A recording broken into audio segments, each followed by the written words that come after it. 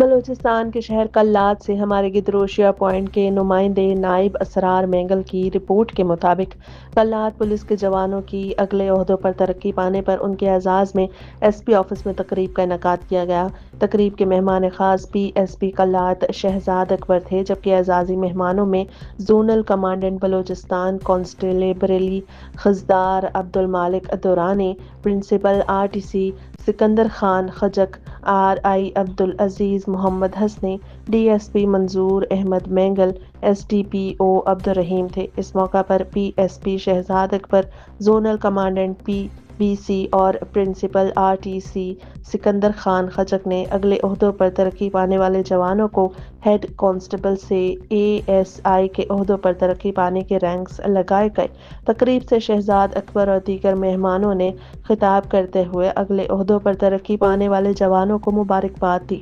تقریب میں SHO city تھانہ حبیب الرحمان بابئی، ایڈیشنل SHO میر نذیر احمد عمرانی،